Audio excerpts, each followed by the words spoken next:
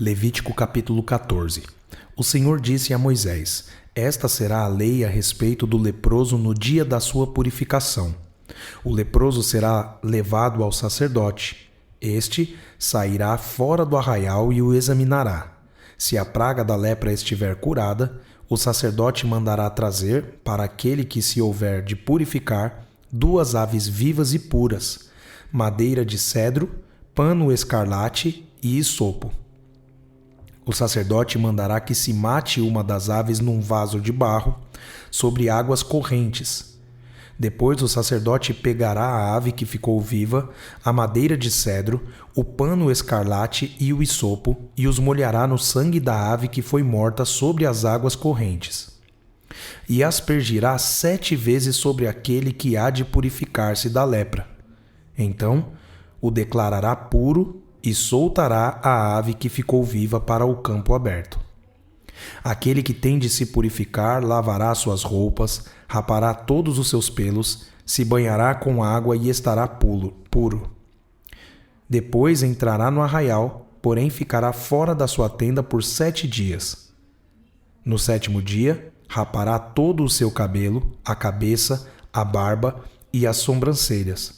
Rapará todos os pelos, lavará suas roupas, banhará o corpo com água e estará puro. No 8º dia, pegará 2 cordeiros sem defeito, uma cordeira sem defeito, de 1 ano, 6 litros da melhor farinha para a oferta de cereais amassada com azeite e separadamente 1 copo de azeite. O sacerdote que faz a purificação apresentará o homem que houver de purificar-se e essas coisas diante do Senhor à porta da tenda do encontro. Pegará um dos cordeiros e o oferecerá por oferta pela culpa juntamente com o copo de azeite, e os moverá por oferta movida diante do Senhor. Depois matará o cordeiro no lugar onde são mortos os animais da oferta pelo pecado e do holocausto, no lugar santo, porque tanto a oferta pela culpa como a oferta pelo pecado são para o sacerdote. São coisas santíssimas. O sacerdote pegará um pouco do sangue da oferta pela culpa e o porá sobre a ponta da orelha direita daquele que tem de purificar-se, sobre o polegar da sua mão direita e sobre o polegar do seu pé direito. Também pegará o copo de azeite e derramará um pouco na palma da própria mão esquerda. Molhará o dedo direito no azeite que está na mão esquerda e daquele azeite aspergirá com o dedo 7 vezes diante do Senhor. Do restante do azeite que está na mão, o sacerdote porá um pouco sobre a ponta da orelha direita daquele que tem de purificar-se, sobre o polegar da sua mão direita e sobre o polegar do seu pé direito, em cima do sangue da oferta pela culpa.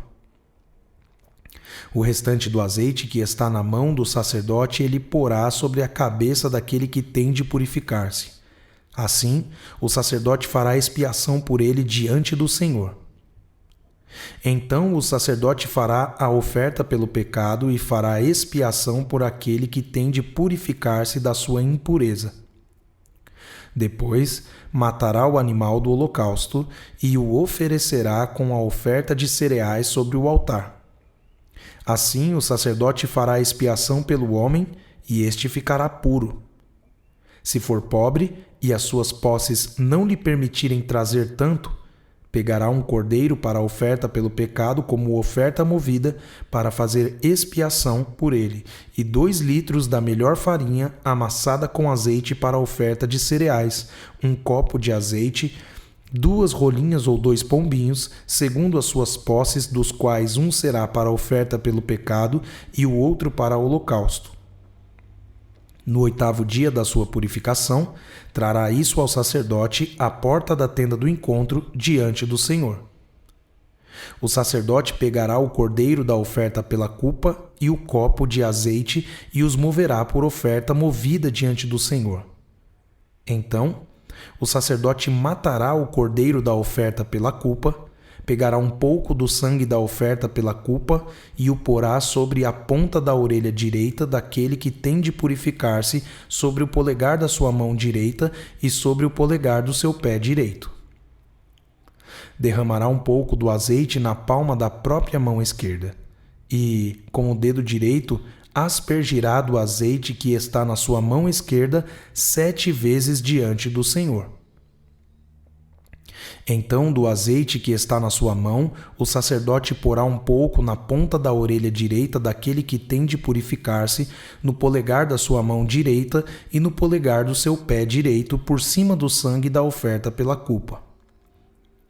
O restante do azeite que está na mão do sacerdote, ele porá sobre a cabeça do que tem de purificar-se, para fazer expiação por ele diante do Senhor.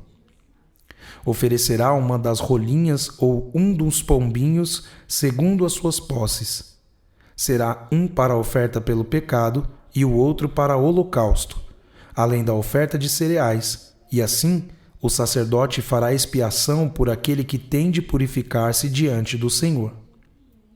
Esta é a lei a respeito daquele em quem está a praga da lepra, cujas posses não lhe permitem o que é preciso para a sua purificação.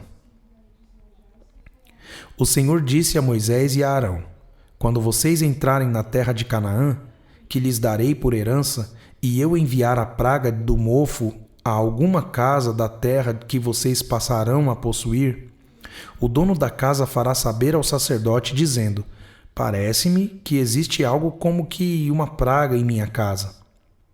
O sacerdote ordenará que se esvazie a casa antes que venha para examinar a praga, para que não seja contaminado tudo o que está na casa. Depois o sacerdote virá para examinar a casa e examinará a praga. Se nas paredes da casa há manchas esverdeadas ou avermelhadas e parecem mais fundas que a parede, então o sacerdote sairá da casa e a fechará por 7 dias. No 7º dia, o sacerdote voltará e examinará a casa. Se notar que a praga se alastrou nas paredes da casa, ele ordenará que arranquem as pedras em que estiver a praga e que as lancem fora da cidade num lugar impuro. E fará raspar a casa por dentro, ao redor, e o pó que houverem raspado lançarão fora da cidade num lugar impuro. Depois pegarão outras pedras e as colocarão no lugar das primeiras, e rebocarão a casa com outra argamassa. Se a praga tornar a brotar na casa, depois de arrancadas as pedras, raspada a casa e de novo rebocada, então o sacerdote entrará e examinará. Se a praga tiver se alastrado pela casa, há nela mofo que se espalha, está impura. O sacerdote mandará derrubar a casa, as pedras e a sua madeira, bem como todo o reboco da casa, e se levará tudo para fora da cidade, a um lugar impuro. Aquele que entrar na casa enquanto está fechada ficará impuro até a tarde. Também o que se deitar na casa terá de lavar as suas roupas, e quem nela comer terá de lavar as suas roupas. Porém, se o sacerdote entrar na casa e, examinando, verificar que a praga não se alastrou pela casa depois que ela foi rebocada, o sacerdote a declarará pura, porque a praga está curada.